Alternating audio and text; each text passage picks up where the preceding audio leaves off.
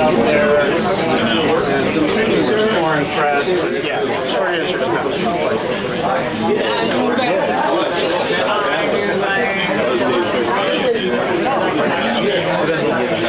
Family matter. Orlando.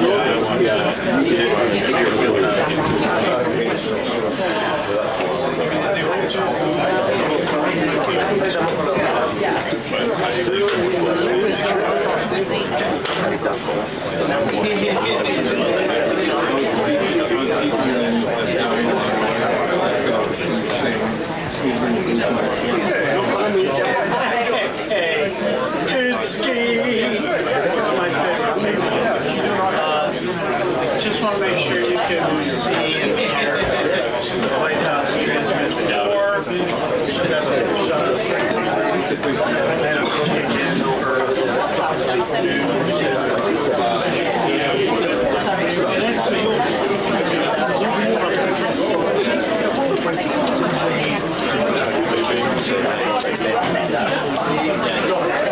That's fine.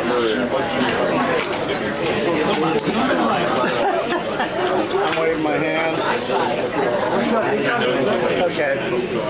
All right, Jisky.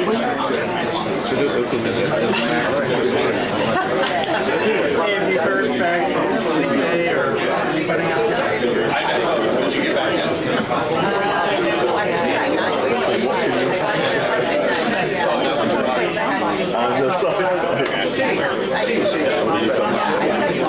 That's what he said?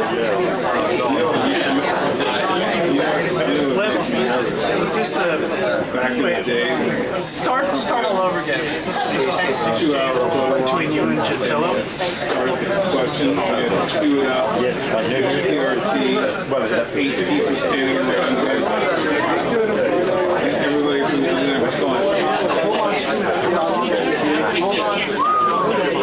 He's angry. Did you tell him to say, give it back to him?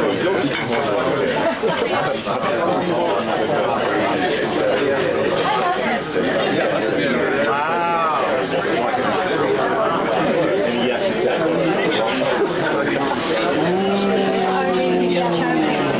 You know he's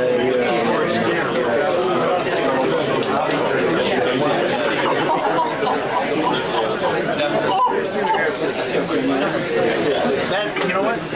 You should just say that. Fair enough. When the new kid comes in, return all the other stuff in exchange.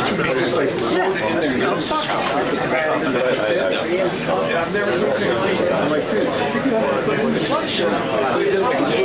As you said. Dude, you would be surprised if you ever managed to get up to Capitol. Like 3 or 4 stakes, 8 batteries for shit he hasn't touched in a long time. Just light stands and broken lights. Yeah, it looks like Sanford is, to be honest. Are you at how am I home? Oh, Tuesday, Wednesday, Thursday. All right. Well, thanks for clearing that up. Ciao,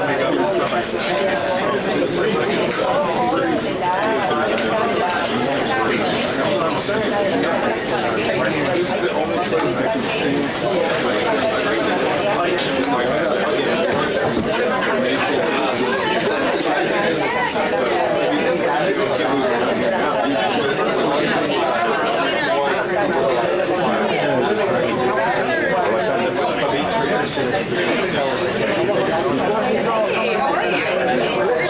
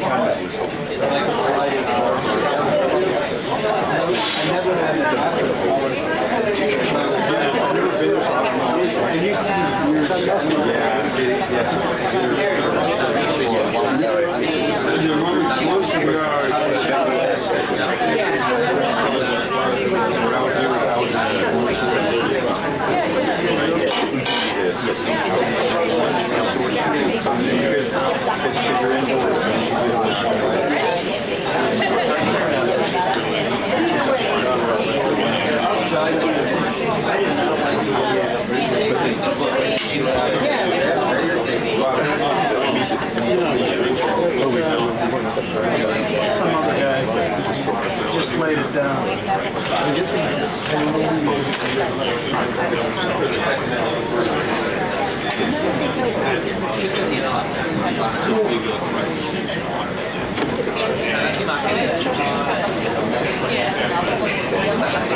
Why are you standing up?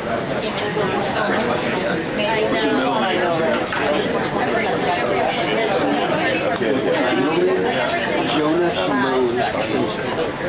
Is that right? Yeah. Jonah Shimon? I'm one of the few Sam. But you're not Samuel. I'm not Samuel. And they always put my name as Samuel. I'm like, Yeah. it's caused such a big problem. I got Michael Jackson. Shimon. Shots at 12:40. I would try to go back. They're going to get this right there. There you go. All right, everybody. Pace one, pass them around.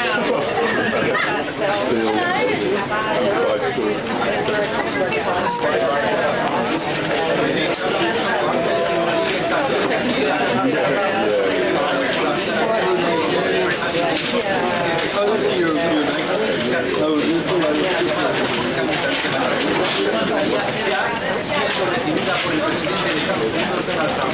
El diseño de la próxima a esta organización que mañana se va a hacer ya se disfruta en la Casa Blanca. Ha sacado una imagen publicada hace minutos. Entraba la que en la parte de la Casa Blanca trasera del edificio, acompañada de la Hey, Morris, we're going to try to get you cleared into this, right? Name, what is name, social, serial, name, social, what? Birthday. Name,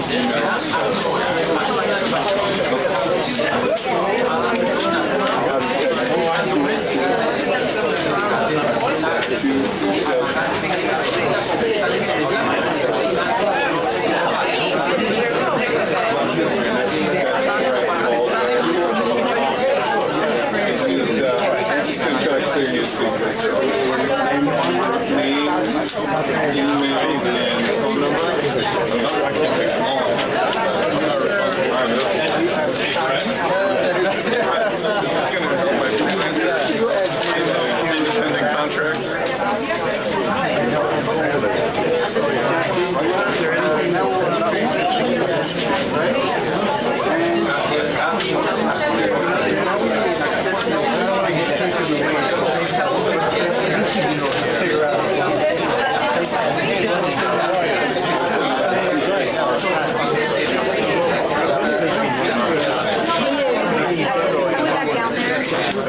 And talked to him. He was like, I'm sorry. He goes, I was very startled. He said we've been dealing with the door code situation for a while now. He said that somebody went in there and stole a heater.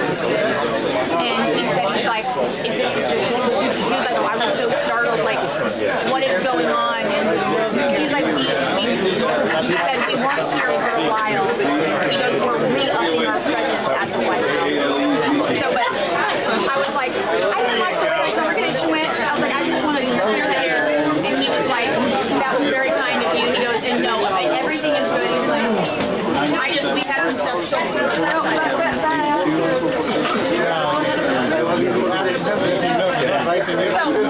I just want to let you know.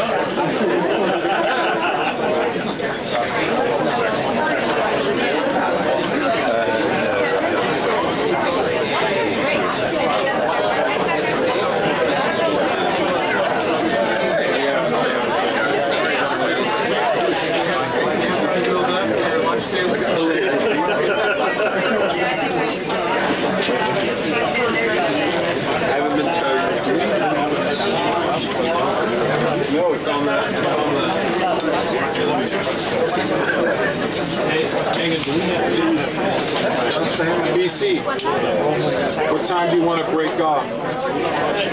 Do it now? Okay.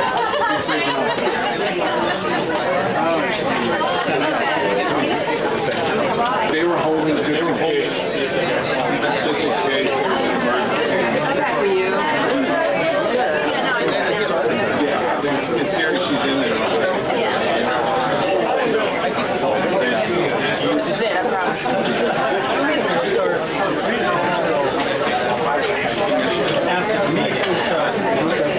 I agree with you. I didn't put the schedule up, but I agree with you. You'd leave them there, is what you're saying? We gotta put pictures out to the...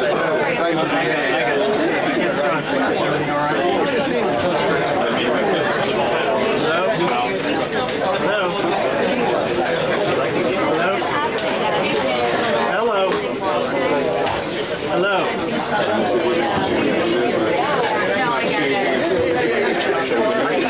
He's just sitting in there.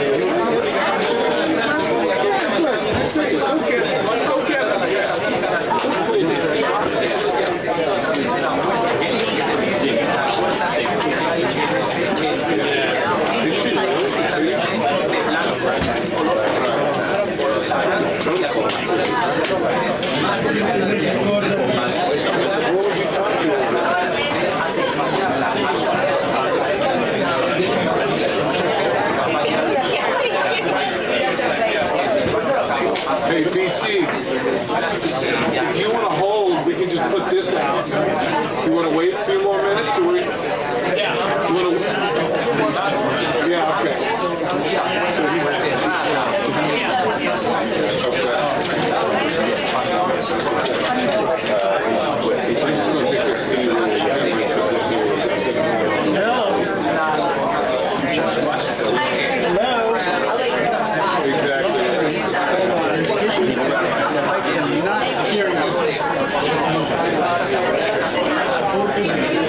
Yeah, that's a big decision. I don't care either. But I think they'll be fine with you. Just waiting, like just have it in here to head on.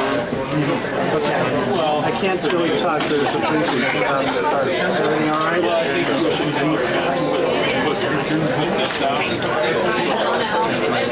And then have them just shoot it. But if there's a unilateral thing, then Brett would have to bust. Grove? I think it was Rwanda. Yeah.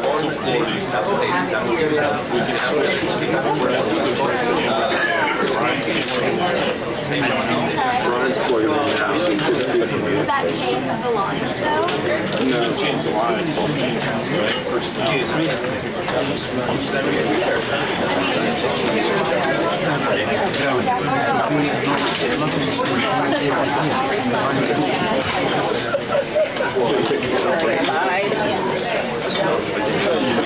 We were gone for 2 weeks, so they were...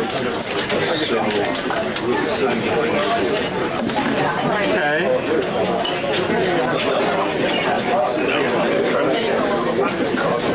By standing here, so take that seat right there. Dave, you okay? Yeah, I'm good. Looks like he is now. Yeah, he's got power. He's plugged in. Anything changes, it is right. I'm just going to live with that. Good job. I know. It should start. Okay, let me take this for you. Let me take this for you. You? No, that's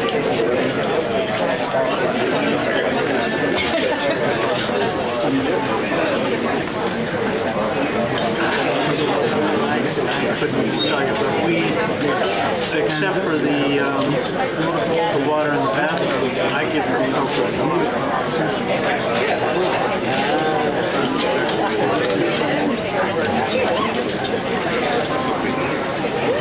Well, the only time, like I said, that she drinks out of the tap is in the bathroom.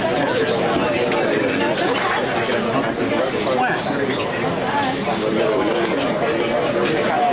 Always good. So, hey, like I said, a briefing's about to start. Is she okay?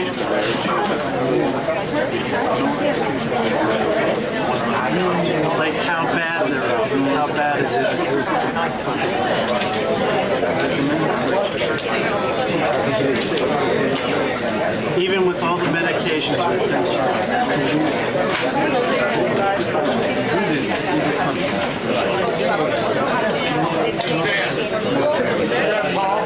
What's that? Yeah. I can get it wiped out.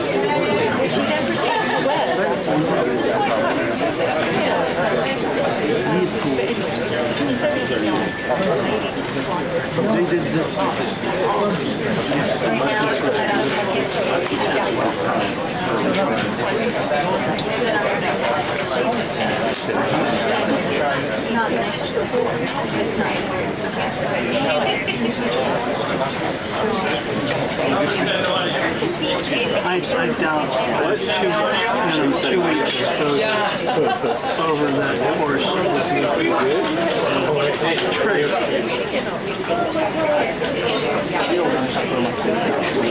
And now, what is it now? Well, let's. We've had her on a machine like for like 3 or 4 months. So Yeah, I've got the multi.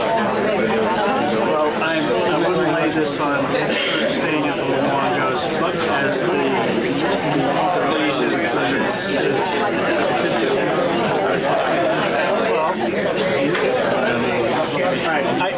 okay. Do you need to get up here?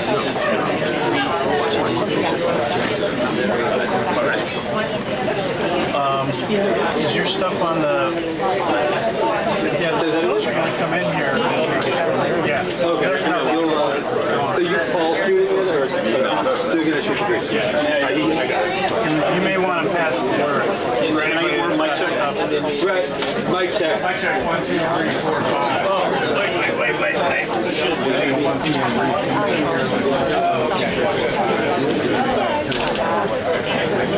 wait. 2, 3, 4, 5. On a chilly January day. Mic check 1, 2, 3, 4, 5, 6, 7, 8, 9, 10. Dan Huff, do you have a mic check? Clean audio, Dan Huff. Dan Huff, mic check. Mike Tomlin, John Harbaugh, New York Giants, Pittsburgh Steelers. 1, 2, 3, 4, 5, 6, 7, 8, 9, 10. Hello, mic check. From the podium at the White House in the briefing room, awaiting a 1 p.m. briefing.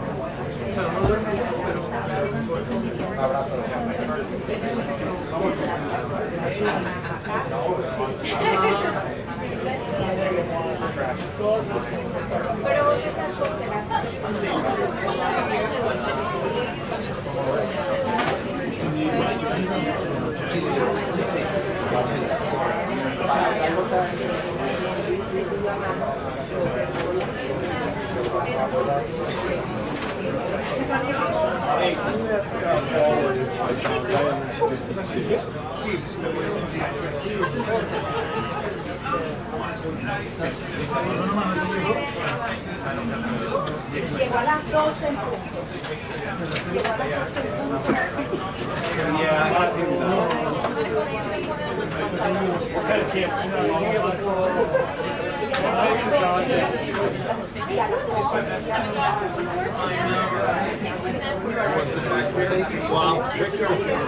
I don't know if it's locked down or not.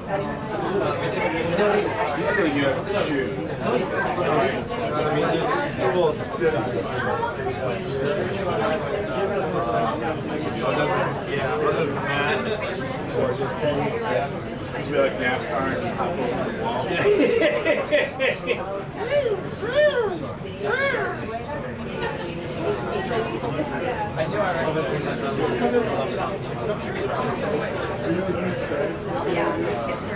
This is mine?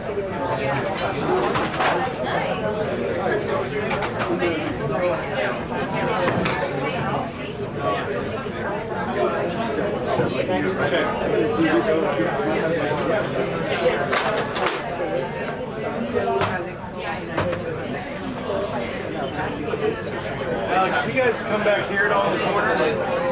Do I? You guys come back here? I do not. Someone else may, but I'm not planning on it.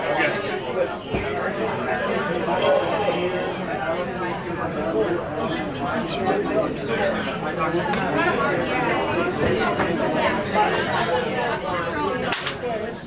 I think it's that recorder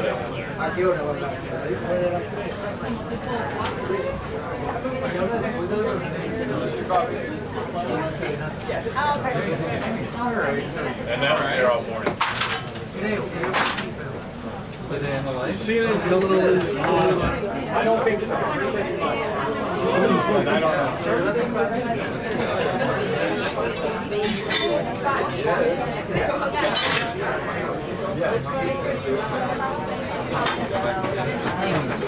very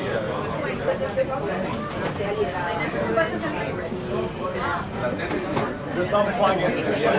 The color line too.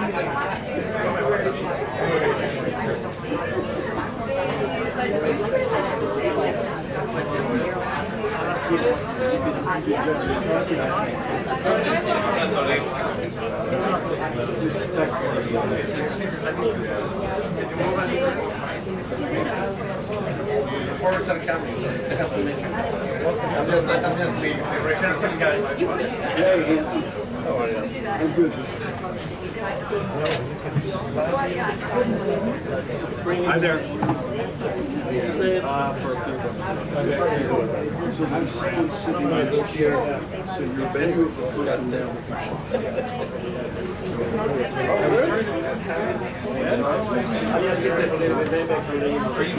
This guy here, who's going to be anyone? That's CNN's position. If they come, all this stuff will be moved out of the box. If they come, their job is to shoot their correspondent. No. Well, no. Is this your first time?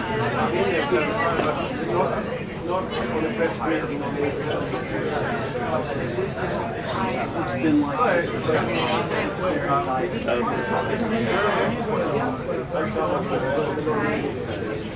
Hi, how are you? You okay? Yeah. Jack, it's beautiful. It might be best for you to the logo is locked on the wires. But there's usually a second row that you can work and it's head on, it's much better. I would suggest that.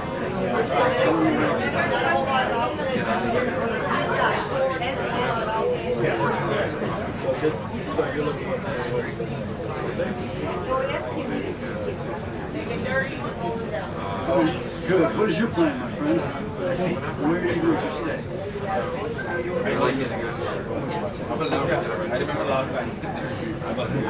Those are I do. Right.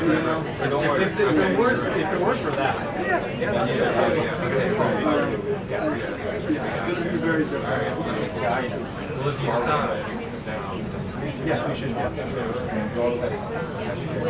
Trying to give everybody an opportunity. We're all trying to work. Noted. Realize trying to do a job.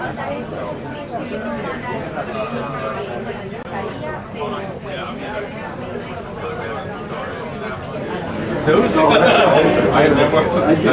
Right. If it works for that. It's going to be very different. Well, if you decide. Yes, we should. Trying to give everybody an opportunity. We're all trying to work. Noted. Realize trying to do a job.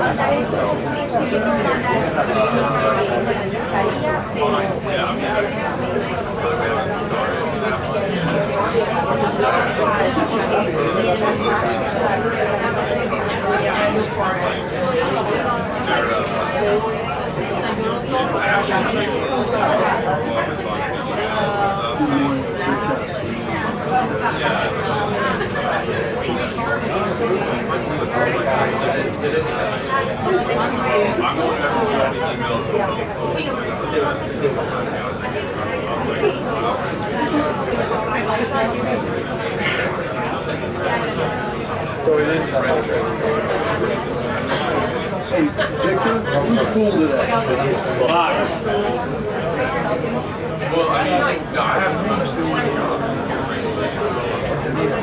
Put that on silent too. Pablo, ¿tienes? ¿Me oyes? Sí, sí, ya lo tienes.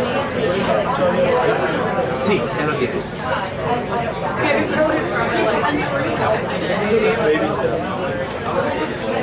Hola. Hola, hola. No, imposible. No puedo. No puedo salir. No puedo salir.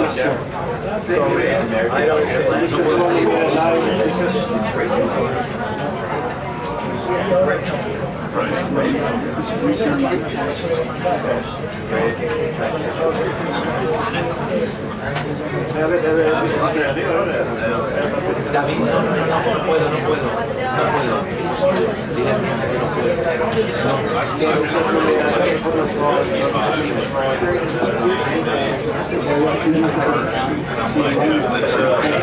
Porque yo estoy en la sala de prensa para la sala de Karoline Leavitt. Ya no puedo salir de esta sala de prensa y tapar la puerta afuera. Hasta que no acabe no puedo salir. Hasta que no acabe la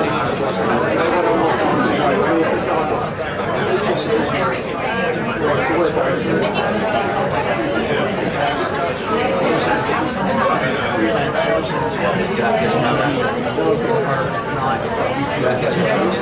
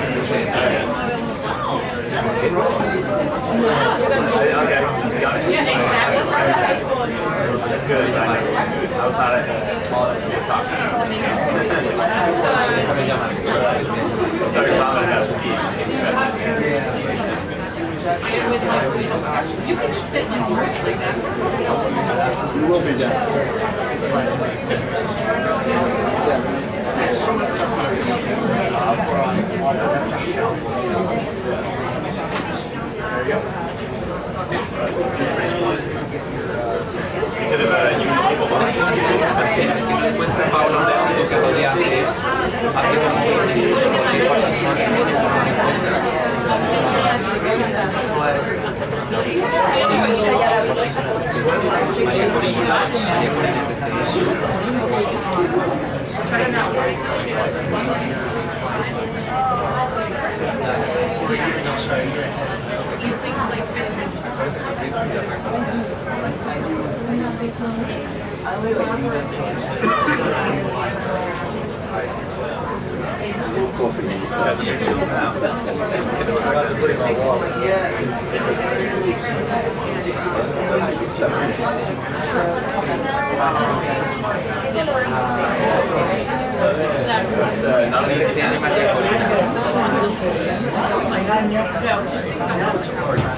¿Está? ¿Con el 1? ¿Lo tienes ya?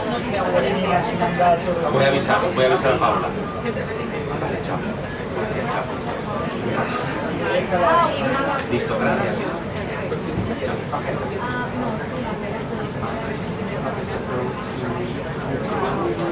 Chao.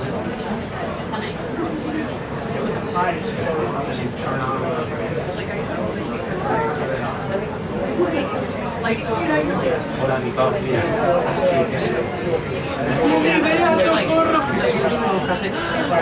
Gracias, vale, perfecto. Está bien, ¿no? Vale, pues sí.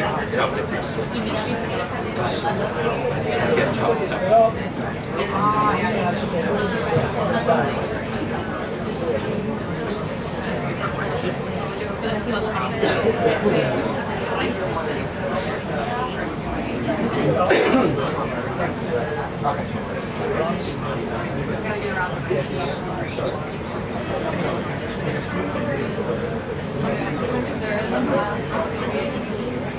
I gotta get my seat's over there, so I gotta get around. Sorry.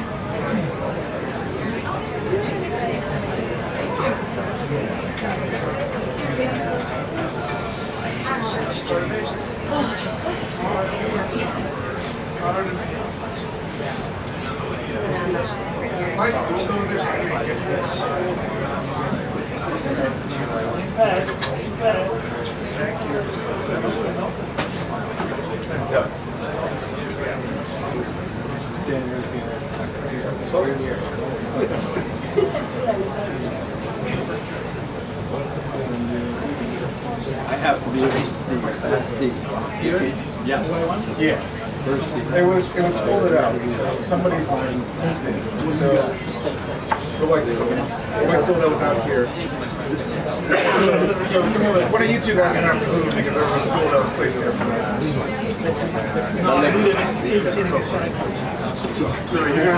Yeah, yes. Yeah, it should be. No, they're good. I'm moving. And now.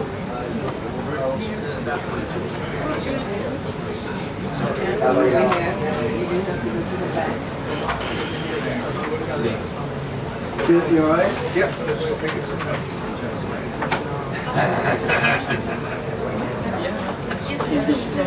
Yeah.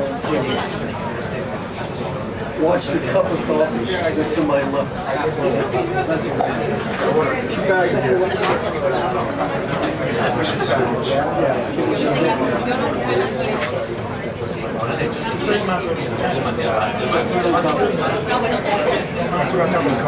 Yeah. So,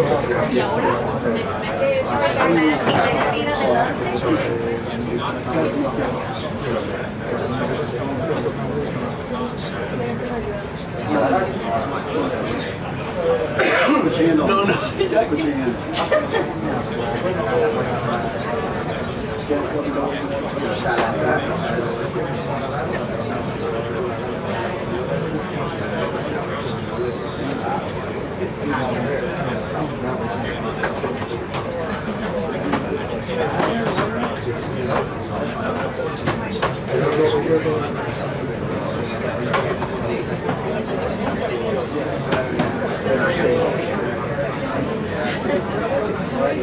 Put your hand on each other. Just that.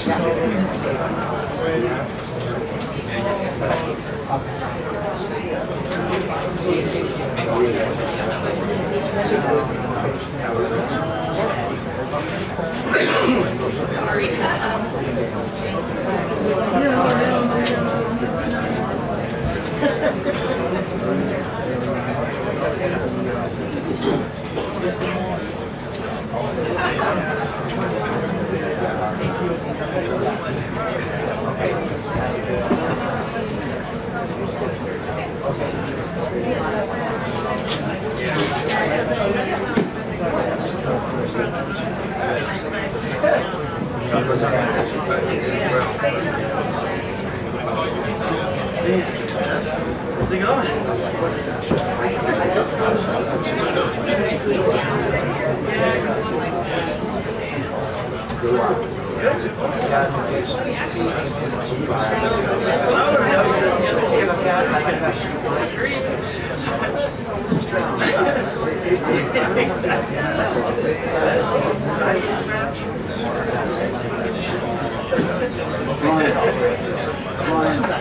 Ryan, Just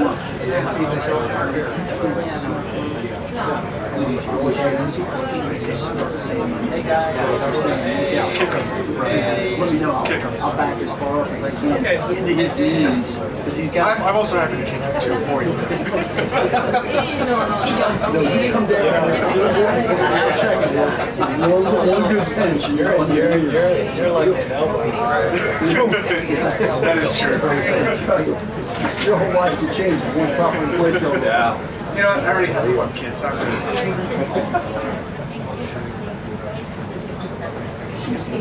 Put your hand on my shoulder. Thank you. Got it. Thank you.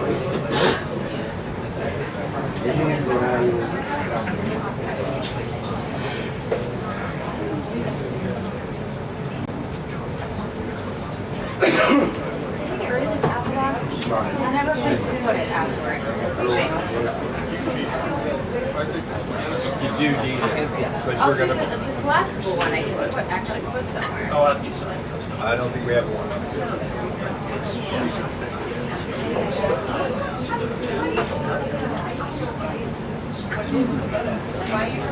Yeah, I mean, if there's time, actually, you can slide it this way. And I'll grab it. Stick it over there. I'll grab it. Okay. Thank you. Let me know. Thanks.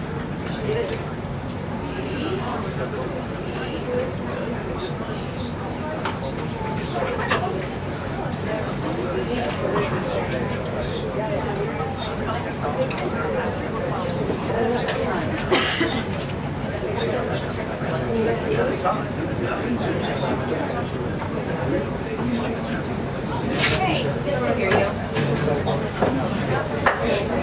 Yeah, go get it. Yeah, you can go sit in front and take your correspondence. Do anything you want on your last day. Make a hold.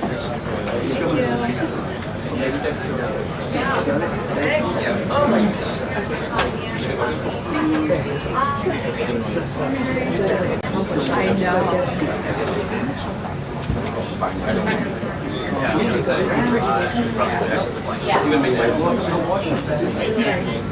Madam Secretary, what's it going to take to end the violence in Minnesota?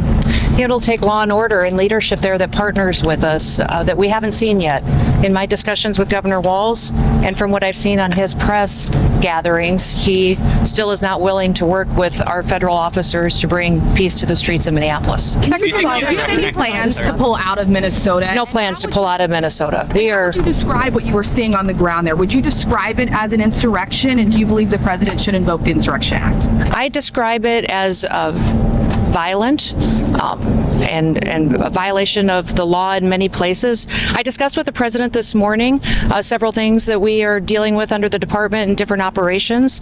We did discuss the Insurrection Act. He certainly has the constitutional authority to utilize that. My hope is that this leadership team in Minnesota will start to work with us to get criminals off the streets. Remember, we are there in surged operations because of the largest fraud scheme in American history.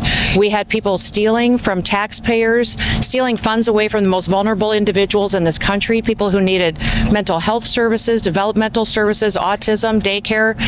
Instead, individuals came in, much from the Somalian community, and stole dollars from those people who needed it and put it in their own pockets and enriched themselves. Did it right under Governor Walz's nose, and we believe that he didn't just know about it, that he may be complicit in it as well. Thank you, Secretary. Do you believe there are any cases in Minnesota where the ICE agents have gone too far? Our ICE agents are following the law and running their operations according to training. Last night what we saw was 3 individuals weaponize shovels and brooms and attack an ICE officer that had to defend himself. So we're hopeful that we don't see that again, that these protesters and violent rioters will be held accountable for the actions that they're taking and that our officers can do their work safely. About that officer that you were mentioning, can you give us an update on that ICE officer's condition after he was hit with the shovel? You know, he was. We're seeing those cars looted in Minnesota. Can you provide an update on what the agency is going to do about that, and if you're concerned with the documents that were taken by those? Well, I believe that those vehicles were FBI vehicles, not our Department of Homeland Security vehicles. So I'm not certain what documents were in there that those criminals may have taken and seen. But I would say that our agent is beat up, he's bruised, he's injured, he's getting treatment, and we're thankful that he made it out alive. Secretary Noem, are you okay with federal agents and officers violating people's Fourth Amendment rights by asking for papers without reasonable suspicion? Every single action that our ICE officers take is according to the law and following protocols that we have used for years, that this administration has used, that the previous administration used. They are doing everything correctly, and over again in litigation in the courts, we've proven that they've done the right thing. Why is it within their right to do that? Why is it within their right to ask for papers without reasonable suspicion? With the president, sorry, Molly. You said you discussed the Insurrection Act with the president. Did you recommend that? No, we just discussed it, that it was one of the options that he had constitutionally, and we talked about the fact that we're going to continue our operations in Minneapolis and have the resources that we need to get the job done. Do you think he'll likely invoke? Yes. How many tankers is our Coast Guard tracking that are loose, and are any of them out of the Caribbean that you're tracking worldwide? I can't speak to the specifics of the operation, although we are watching the entire shadow fleet and how they're moving. I'm very proud of our Coast Guard, how they've partnered with the Department of War to do unprecedented actions in bringing these flags under jurisdiction that often, or these ships under jurisdiction that in many instances aren't flagged or they're affiliated with a country, moving this unauthorized oil to avoid our sanction policy. Did the president say? Yes. What's that? Like the video that was posted this morning, do you watch any of those operations? Absolutely, I do. Absolutely, I do. Yes, absolutely, we do. We haven't slept a lot lately between the Coast Guard operations, what they're doing in partnership with the Department of War in dealing with the shadow fleet, what we're also doing as far as operations with law enforcement across the country. The Department of Homeland Security is very busy. Can you respond to yes. Secretary, perhaps to follow up, why are we seeing Americans being asked on the street to provide proof of citizenship in Minnesota? Is that targeted enforcement, and are you advising Americans to carry proof of citizenship? In every situation, we're doing targeted enforcement. If we are on a target and doing an operation, there may be individuals surrounding that criminal that we may be asking who they are and why they're there and having them validate their identity. That's what we've always done, in asking people who they are so that we know who's in those surroundings, and if they are breaking our federal laws, we will detain them as well until we run that processing. Yes. What's the final straw? I'm going to go right here. Do you think that there needs to be an Insurrection Act invoked? Oh, I think that the president has that opportunity in the future. It's his constitutional right, and it's up to him if he wants to utilize it. Likely to do it? I don't know. Would it lead to more deadly killings in Minnesota if the Insurrection Act is invoked? If anything doesn't change with Governor Walz, I don't anticipate that the streets will get any safer or more peaceful. Governor Walz and his leadership team need to come to us and find out how we can work together like we have in many other states. We didn't see this kind of reaction in Louisiana when we ran our operations exactly how we are running them in Minneapolis, but we had a very different response because we had leaders that were working with us. If you saw our operations in Florida, extremely successful. In Minneapolis so far, we brought hundreds of criminals off the streets that were dangerous to society and dangerous to that community. We would wish that Governor Walz could take an example from the governor of Louisiana, the governor of Florida, and work with us to do the right thing for his people. Your officers are dealing with more and more protesters. Do you think they need more de-escalation training, though, given some of the scenarios we have seen videos of the interactions? You know, the officers that we have out there are very highly trained and skilled, specific for the operations that they're doing.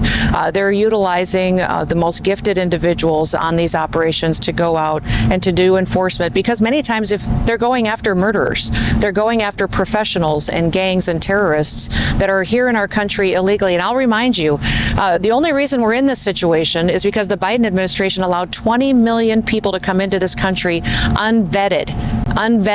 My every day is spent thinking about the known terrorists that are in this country that I just haven't found yet. The suspected terrorists, the criminals, the murderers, the pedophiles that are out there on the streets that we need to find and get off the streets because Joe Biden opened up our borders and allowed that invasion to happen. If you can imagine the kind of dysfunctional criminal gangs and organizations that use that open border as an opportunity to infiltrate America, it's overwhelming at times. And that's why President Trump is so strong at taking action and making sure he's in every single state following through on his commitments to every single citizen. Did the president say what his final straw would be to invoke the Insurrection Act if he did? No, this president uses all the information and intelligence that he can get. That's why he calls me, he calls Pete, he calls local law enforcement. He talks to those individuals and agents as well that are involved that he knows well.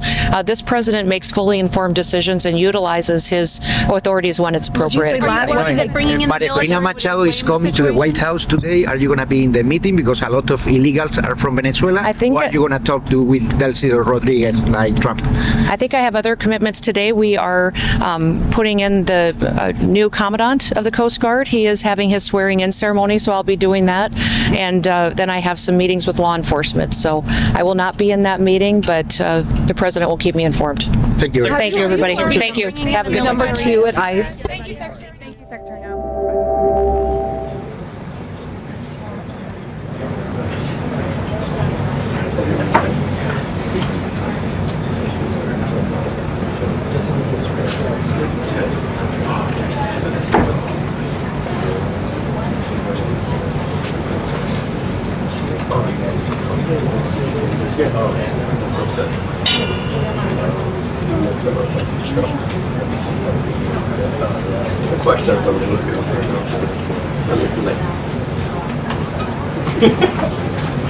You can all make this happen. 2 minutes until the briefing. 2 minutes until the briefing.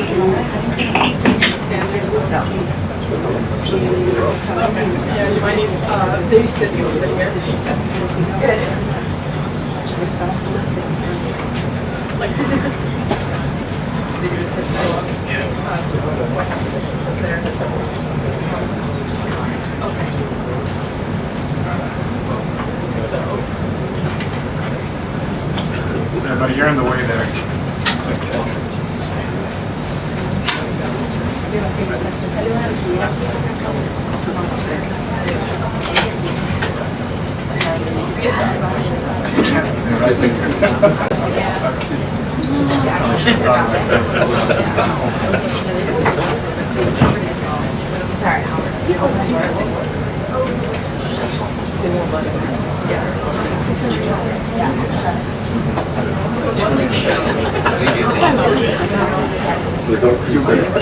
Close the door, please. Shut it. Always.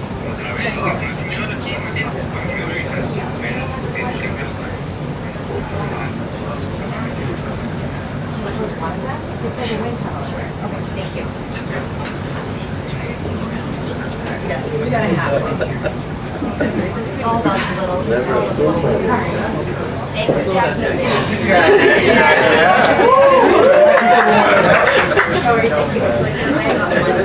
I vote for Jackie. One of them, she heard one of those. Yeah, close one. Yeah. We'll take the small wins, please.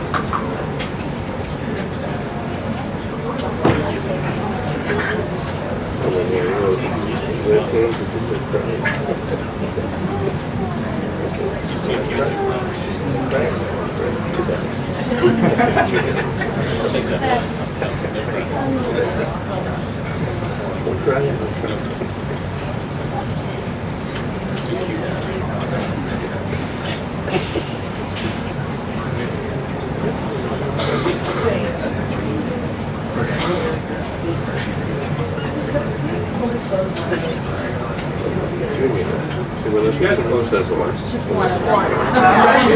Just really shut one door. That was the agreement. Right, we agree with her just now that we closed one. They are not closing, they're refusing to close. The doors? The doors, yes. I Push it. requested personally. Just shove it.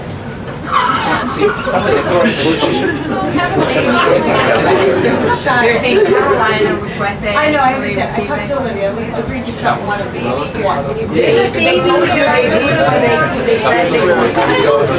Baby's gonna get a call.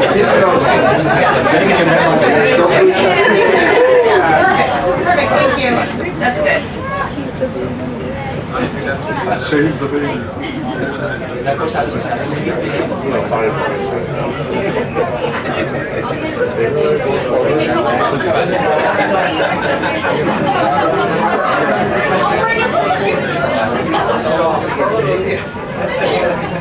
Yo siempre tengo miedo de cambiar. Ya que pase me quedo.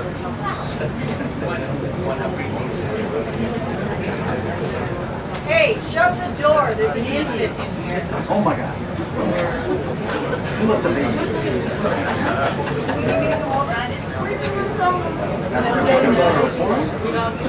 Let's make it again.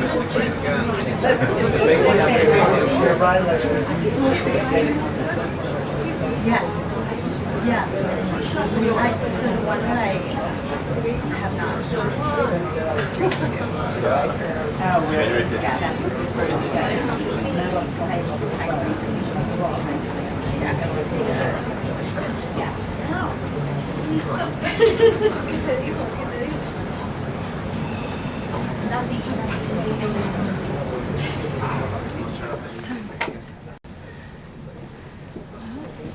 Okay, good afternoon, everybody. A packed room today. Thank you all for coming. President Trump is making America affordable again through his proven economic formula of powerful tariffs, fair trade deals, massive middle-class tax cuts, energy dominance, and aggressive deregulation. The overwhelmingly positive economic data released this week underscores the significant progress the president has already delivered. Tuesday's CPI report marked the latest confirmation that President Trump has defeated Joe Biden's inflation crisis. Since President Trump took office, core CPI has increased at just a 2.4% annualized rate, substantially lower than the 3.3% annual rate inherited from the Biden administration last January. Importantly, as inflation cools, Americans' wages are rising, giving the American people more purchasing power. And with what is likely going to be a record-breaking tax refund season in the next couple of weeks, the American people will be reaping the rewards of the massive tax cuts that were signed into law by the president. Thanks to President Trump's signing of no tax on tips, overtime, Social Security, boosting the child tax credit, and locking in the 2017 Trump tax cuts, independent estimates project the average American tax filer could expect up to an extra $1,000 bump to their tax refund next year. This is going to be a helpful boost to working families who are making ends meet. On the energy front, the national average price for a gallon of regular gas this week fell to its lowest level in 5 years, thanks to President Trump's drill baby drill agenda. According to Gas Buddy, the average price for regular gas on Monday was below $3 per gallon in 43 states, below $2.75 per gallon in 30 states, and at or below $2.50 per gallon in 17 states. In fact, gas prices were below $2 a gallon at stations in at least 19 states. Don't forget, this was unheard of just a couple of short years ago. Overall, drivers are projected to spend $11 billion less at the gas pump this year than they did last year, resulting in hundreds of dollars in critical savings for the average American family. We're also seeing the housing market rebound as borrowing costs ease and income growth outpaces home price gains. According to a new report also released this week from the National Association of Realtors, existing home sales in December rose to their fastest pace in 3 years. To further improve housing affordability, President Trump has recently announced and directed Fannie and Freddie to purchase $200 billion worth of mortgage bonds. As a result of these actions, mortgage rates have fallen to their lowest level in years. As of last Friday, rates for the average 30-year mortgage are down more than 1 full percentage point. Because of these significant declines, monthly housing payments are now at their lowest level in 2 years, and we expect this decrease to continue. As someone who was enormously successful in real estate, President Trump understands that owning a home is about more than just having a physical asset. It's about empowering young people to stake their claim in the American dream. It's about giving newlyweds a place to make their own and start a family. It's about promoting the spirit of hard work, determination, and yes, the rugged individualism that has made America the greatest country in the history of the world. President Trump knows America is strongest when it's a nation of owners, not renters, and he is determined to unlock that opportunity for as many Americans as possible. That's why he will outline additional housing initiatives during his major speech in Davos next week, and we look forward to seeing many of you there.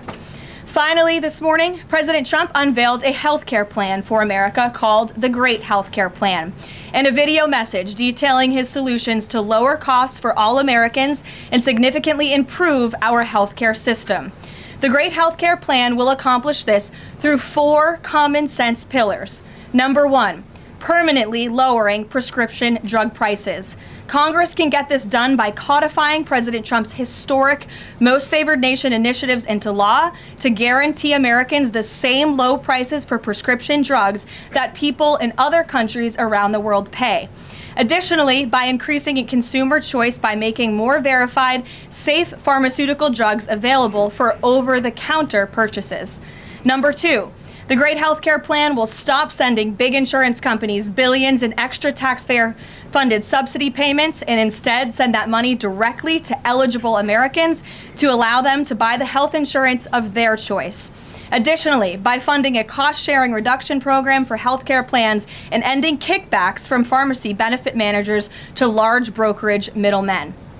Number 3, the Great Healthcare Plan will maximize price transparency by requiring any healthcare provider or insurer who accepts either Medicare or Medicaid to publicly and prominently post their pricing and fees to avoid surprise medical bills. This is an incredibly popular policy that has been bipartisan for many years, and President Trump is officially and firmly calling on Congress to get it done. And number 4, holds big insurance companies accountable by requiring them to publish rate and coverage comparisons up front on their websites in plain English so consumers and everyday Americans can make the best purchasing decisions for them and their families. These are common sense actions that make up President Trump's Great Healthcare Plan, and they represent the most comprehensive and bold agenda to lower healthcare costs to have ever been considered by the federal government. Congress should immediately take up President Trump's plan and pass it into law. For Americans watching at home, you can visit greathealthcare.gov right now for more information on the Great Healthcare Plan. And with that, we will open it up to questions. In our new media seat today, we have a familiar face, Riley Gaines. I'm surprised it took us a year to get you here, but I'm very happy to see you. I know you have a new podcast, The Riley Gaines Show. And so thank you. And you brought a beautiful baby and your lovely husband too. So thank you so much for joining. And why don't you kick us off? Absolutely. Well, thank you. First and foremost, congratulations to you. Being a girl mom will change your life in the best way possible. So excited you get to shop all the pink and the frilly and the bows. I was in Washington, D.C. earlier this week for the Supreme Court case. There were 2 arguments that were heard surrounding sex-based rights and if it's constitutional for states to pass laws that ultimately protect those rights for women. If the Supreme Court rules as anticipated in favor of maintaining these sex-based rights, is the administration prepared to take action against the states? I believe at this point it's 23 states that don't have those protections for women? Absolutely. And as you know, Riley, the administration already has done so. We've taken action in a number of fronts against these states who are failing to uphold the president's executive orders in this administration's policy of simply protecting women in women's sports and in women's private spaces. We've gone to the mat with large universities in this country as well to try to fight for what's fair and what's just for women and girls across the country. So I know you were at the arguments. I listened to them myself as a woman and as a former athlete, and I think the president president speaks on common sense on this issue, that women's sports and private spaces should be protected, and that there are two genders, there are two sexes. That is not something we should be afraid to say in this country. And I think, frankly, it was quite alarming to not only hear a couple of justices gravel over that basic, fundamental, biological fact that men and women are different but inherently equal, but we are certainly different, and women deserve such rights. We hope and expect that the Supreme Court will rule in the right way on this matter. Thank you. Gabe. Karoline, thank you very much. A lot to talk about. Sure. Isn't there always a lot to talk about? What can you share about the president's meeting with Maria Corina Machado? Is it underway? What can you share about that? And then also, the president said yesterday that Delcy Rodriguez was, quote, a terrific person. Does the president trust the remaining members of the Maduro regime? I will say, to your first question, the meeting was about to begin as I was stepping out of the Oval Office moments ago, so my understanding is that it's underway right now. I know the president was looking forward to this meeting, and he's was expecting it to be a good and positive discussion with Ms. Machado, who is really a remarkable and brave voice for many of the people of Venezuela. So the president looks forward to obviously talking to her about the realities on the ground in the country and what is taking place. As for Ms. Rodriguez, the president did speak with her directly this week. As you know, he revealed that to all of you yesterday. And Secretary Rubio and the administration have been in constant communication with Ms. Rodriguez and other members of the interim government in Venezuela. They have been extremely cooperative.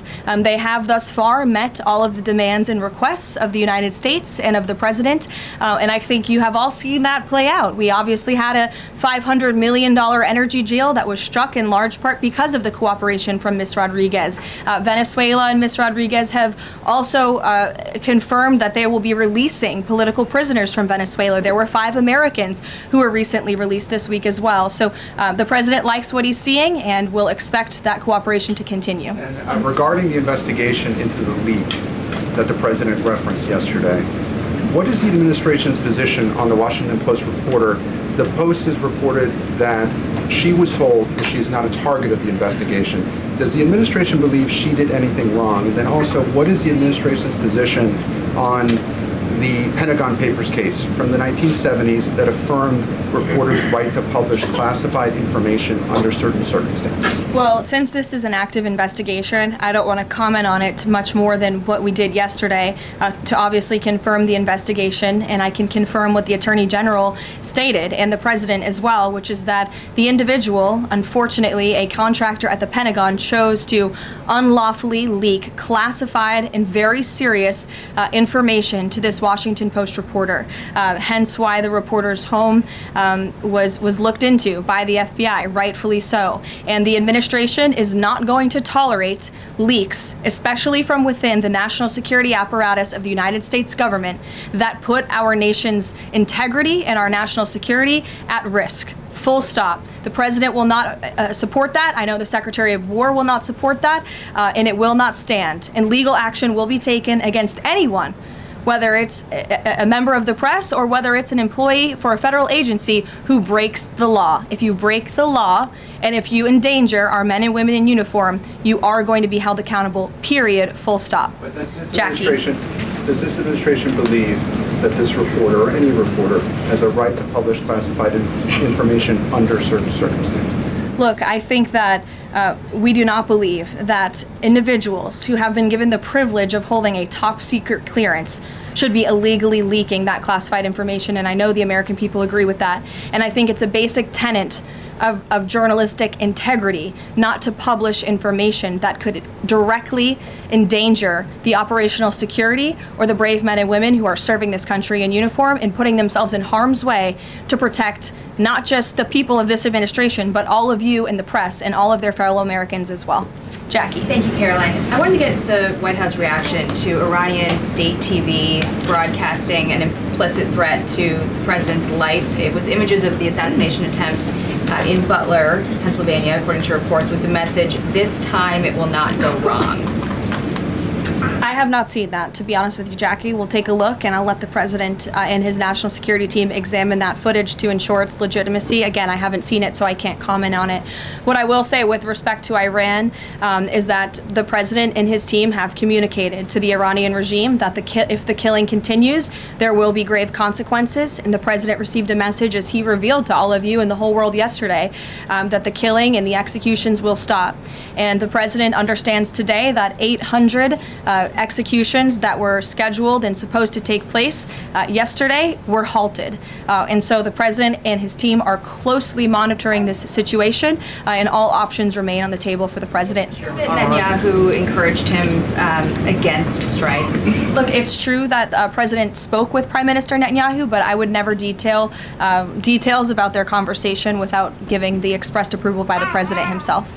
Thank you, Caroline. Is it still the president's assessment that it would be very hard for Ms. Machado to leave Venezuela because he says she lacks the respect and support in that country? And will he raise that with her today? I think the president's assessment that you just pointed out was based on realities on the ground. It was a realistic assessment based on what the president was reading and hearing from his advisors and national security team. And at this moment in time, his opinion on that matter has not changed.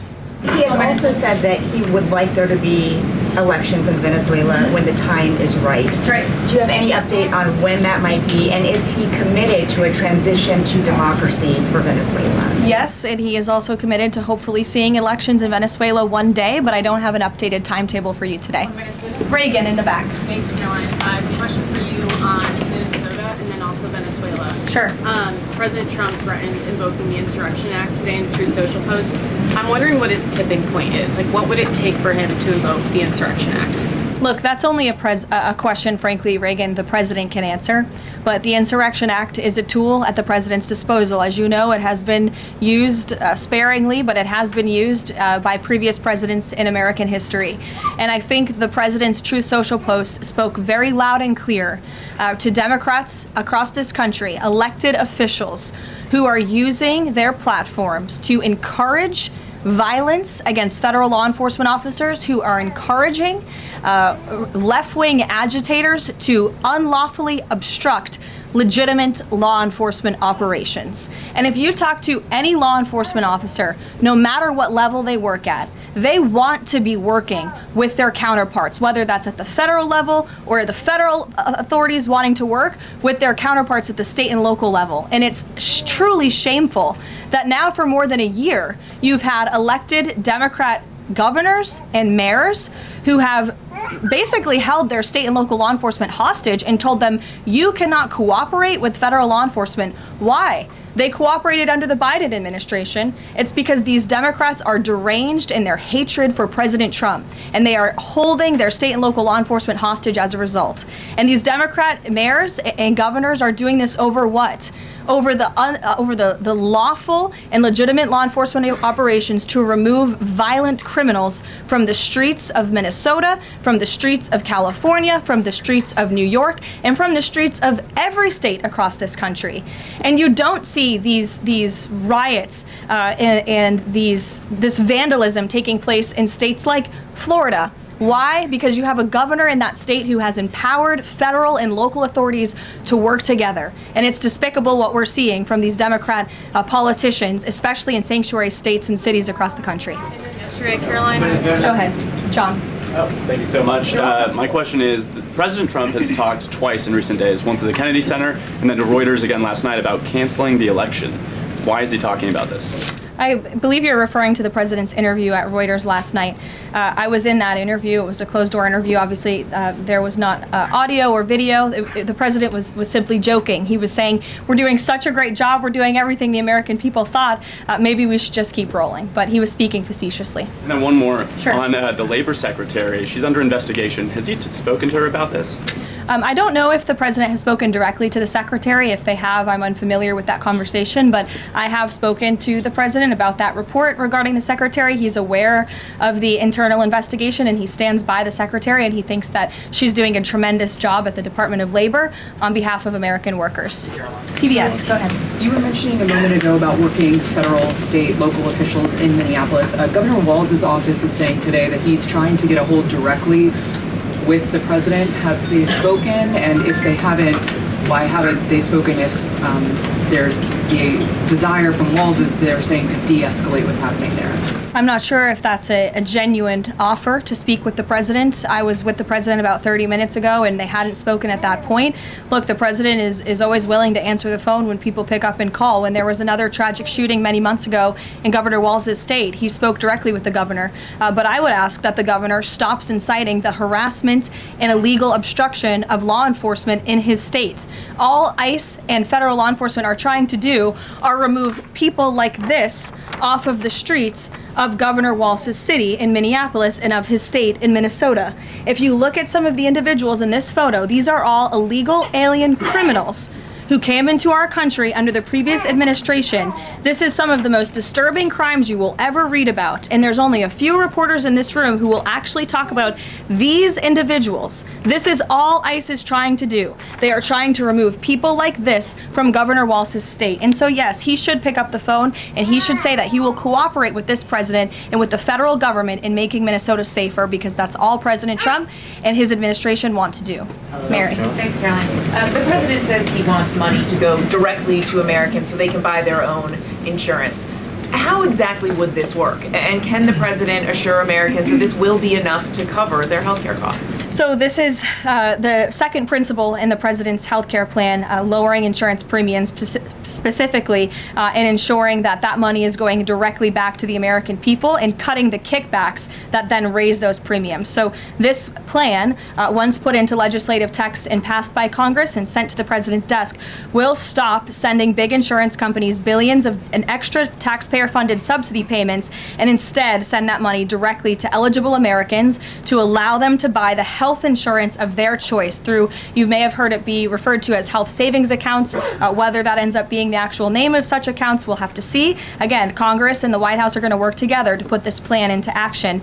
And then secondly, the Great Healthcare Plan will fund a cost-sharing reduction program for healthcare plans, which will save taxpayers at least $36 billion and reduce the most common Obamacare plan premiums by over 10%, and that's according to the Congressional Budget Office. But 20 million Americans in recent weeks have seen their health care costs soar. Can he assure them that if this plan is put in place, that they will be able to cover those costs? If this plan is put in place, every single American who has health care in the United States will see lower costs as a result. They will see more transparency.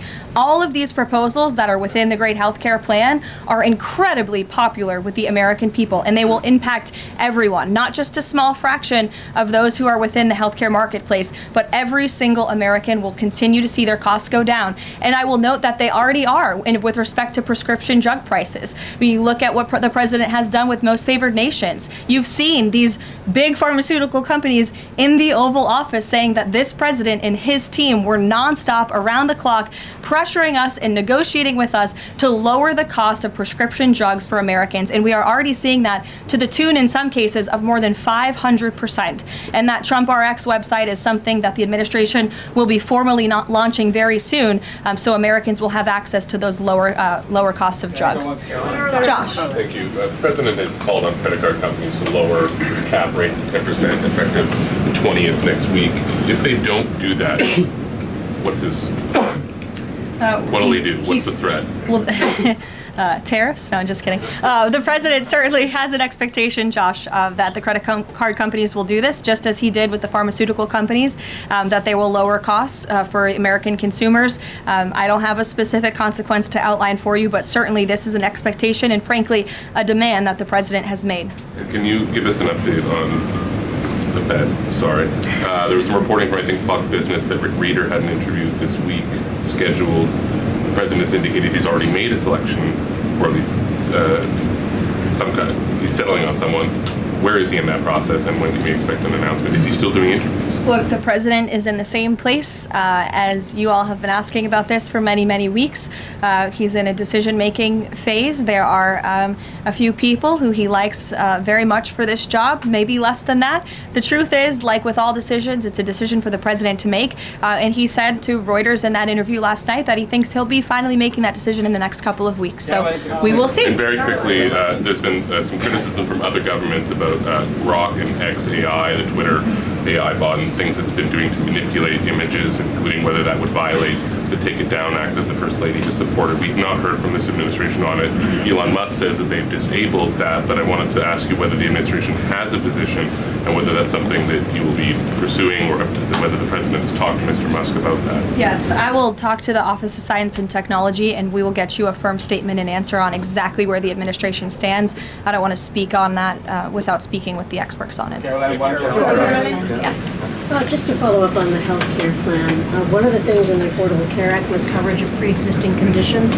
Is there any discussion or inclusion on that issue in the president's plan? The president's plan that he outlined today will have no impact on individuals in this country with pre-existing conditions. Obviously, that's a continued conversation that the White House will have with Congress, but that's not the president's intention with the great health care plan. Go ahead. Thanks, Caroline. Two questions on Minneapolis. And then you. Go ahead. Thanks. Two questions on Minneapolis, one on the ICE agent and the other on the rioting. I believe last night there were protesters or rioters that rifled through an FBI car, took weapons. We had a reporter embedded with ICE who said that she saw constant harassment all evening. Can you speak to the rhetoric we're hearing from Democrat politicians, whether they are causing violence against ICE, as well as some of the headlines we've seen not including the full story? Yeah, I mean, to your first point, I think I've addressed that these Democrat governors and mayors in not just Minnesota, but in states across the country are essentially, they've referred to ICE agents who, again, are brave men and women. And I would encourage everyone in this room, and I would encourage Governor Walz and other Democrats who are demeaning law enforcement to sit down and have a cup of coffee with an ICE agent or a Border Patrol agent. These are great, patriotic men and women who have families, who put on the uniform every day and are following our nation's immigration laws at the direction of their bosses and again, at the direction of the law. They are simply trying to enforce the law. And the Democrat Party has demeaned these individuals. They've even referred to them as Nazis and as the Gestapo. And that is absolutely leading to the violence we're seeing in the streets. If you look at some of the images out of Minneapolis last night, look at this vehicle. Look at what it says. It says F ICE. You have these individuals who are putting their middle finger, proudly so, at the camera. Another ICE individual, a vehicle that was vandalized last night by these left-wing agitators. People don't do this without encouragement from people in power who make them feel like it's okay. Here's another one. And I'm pretty sure this car, you can't see it, said the best agent is a dead agent, or something to that effect. This is despicable rhetoric that we're seeing, and the media is absolutely complicit in this violence, because if you look at the headline from CNN, protests erupt after federal agent shoots man in Minneapolis, that is not the story, that is not the truth. If you actually want to know the truth, you can look at what the Department of Homeland Security released, which is that this ICE agent was executing a targeted operation against a Venezuelan illegal alien who was unlawfully present in the country. And when this ICE agent tried to detain the individual, 3 more of his comrades came rushing out of a house and started ambushing and attacking the ICE agent. They used a shovel or a broom to smash his face in. And so yes, that agent had to use self-defense and take up his weapon to protect his own life. That is what's happening on the streets of Minneapolis. That's what's happening on the streets, unfortunately, of these Democrat-run cities and states where you have elected officials who are encouraging such violence against our brave men and women in law enforcement.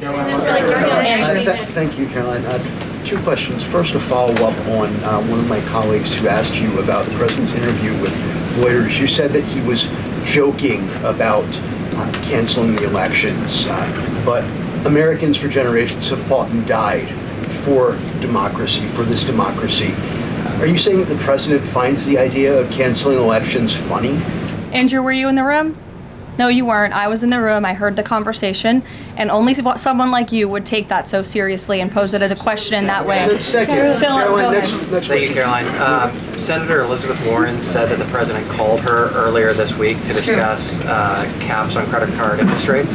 I'm curious, would the president work with her and other Democrats in Congress on a legislative fix to this issue? I think the president would work in good faith with anyone in Congress for a good legislative fix that would benefit the American people. And that's precisely why he called Senator Warren earlier this week on that matter. Thanks, Caroline. Earlier, you were just defending ICE agents generally, and earlier on, Secretary Noem spoke to the media, and she said, among other things, that they are doing everything correctly. 32 people died in ICE custody last year. 170 US citizens were detained by ICE, and Renee Good was shot in the head and killed by an ICE agent. How does that equate to them doing everything correctly? Why was Renee Good unfortunately and tragically killed? Are you asking me my opinion? Because an ICE agent acted recklessly and killed her unjustifiably. Oh, okay. So you're a biased reporter with a left-wing opinion. What do you want me to do? Yeah, because you're a left-wing hack. You're not a reporter. You're posing in this room as a journalist, and it's so clear by the premise of your question. And you and the people in the media who have such biases but fake like you're a journalist, you shouldn't even be sitting in that seat. But you're pretending like you're a journalist, but you're a left-wing activist. And the question that you just raised and your answer proves your bias. You should be reporting on the facts. You should be reporting on the cases. Do you have the numbers of how many American citizens were killed at the hands of illegal aliens who ICE is trying to remove from this country? I bet you don't. I bet you didn't even read up on those stories. I bet you never even read about Laken Riley or Jocelyn Nungray or all of the innocent Americans who were killed at the hands of illegal aliens in this country. And the brave men and women of ICE are doing everything in their power to remove those heinous individuals and make our communities safer. And shame on people like you in the media who have a crooked view and have a biased view and pretend like you're a real honest journalist. Kelly. Two quick questions on Iran. I wanted to ask first, just if you can say, how close was the president to potentially launching strikes last night, and was it the Gulf states that convinced him not to do that, as some of the region there have said? Well, look, Kelly, I know there's been a lot of speculation in the media about what the president is going to do at any given moment or any given night. And I would say a lot of these stories, to be honest with you, I've been reading them, and they've been based on anonymous sources who are pretending or guessing to know the president's thinking. The truth is, only President Trump knows what he's going to do, and a very, very small team of advisors are read into his thinking on that. And as I just told you, he continues to closely monitor the situation on the ground in Iran. And as we saw yesterday, he had heard that the killings and executions would stop, and we have seen 800 people, their lives have been spared as a result of that. The president continues to closely monitor, but also keep all of his options on the table. Caroline, two separate questions. Sure. On the Machado meeting first, what is it that the president feels that he needs to hear from her or from the opposition party that he hadn't heard prior to today, or he wanted to hear in the meeting, to be able to convince him to commit to some sort of a timeline for elections? I'm not sure the president is going into such the meeting with expectations like you just laid out, Fran. I don't think he needs to hear anything from Ms. Machado. I think generally this is a meeting that the president was willing to take and willing to accept to meet Ms. Machado in person and to just have a frank and positive discussion about what's taking place in Venezuela. That's all. And on the subject of Greenland, Jeff Landry, the president's special envoy for Greenland, wasn't in the White House meeting yesterday. Can you say why that was and what exactly the role he is playing in these conversations about acquiring Greenland? Well, the Vice President and the Secretary of State were present for that meeting, and the meeting, it was a productive meeting. It was a good meeting, and in that meeting, the two sides agreed to really establish a working group of individuals who will continue to have technical talks on the acquisition of Greenland. Those talks will take place, I'm told, every 2 to 3 weeks, so this is a conversation the administration intends to keep having with the Danes and with the respected delegation from Greenland. But the president has made his priority quite clear. He wants the United States to acquire Greenland. He thinks it's in our best national security to do that. There have been multiple instances of American citizens being detained by ICE, and I'm wondering what the administration is asking the agency to do. What steps is the administration asking the agency to take to ensure that Americans are not wrongly arrested? Obviously, ICE is focused on detaining individuals who are unlawfully present in the country. And there have been hundreds of thousands of illegal aliens who have been arrested and detained and deported from this country by ICE over the course of the last year. And that's their intention, and that is their goal. Elizabeth. Thank you, Caroline. What about when Greenland Europe reportedly sent troops over there? Does that change at all what the president is doing on this? And then a second question.